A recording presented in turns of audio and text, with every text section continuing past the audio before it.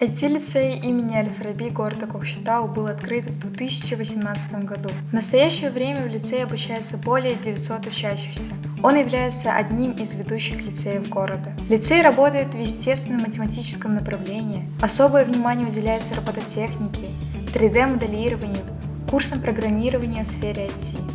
В нашем лицее ведется систематическая работа по поддержке одаренных детей. В соответствии с требованием времени спрос на IT-индустрию растет во всем мире.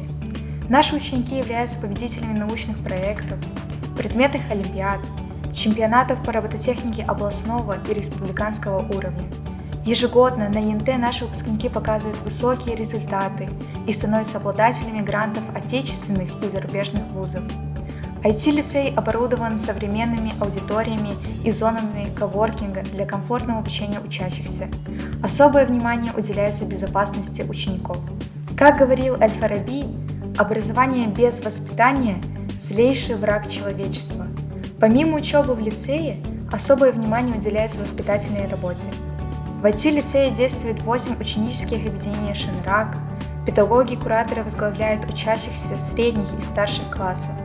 Старшеклассники заботятся о младших классах и помогают им адаптироваться. Каждый день недели ученики участвуют в мероприятиях. Каждый понедельник начинается с исполнения государственного гимна.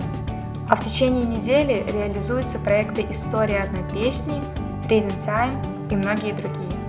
IT-лицей имени Аль-Фараби – школа будущих IT-специалистов. Школа, которая способствует образованию и профессиональной подготовке граждан, вносящих вклад в развитие нашей страны.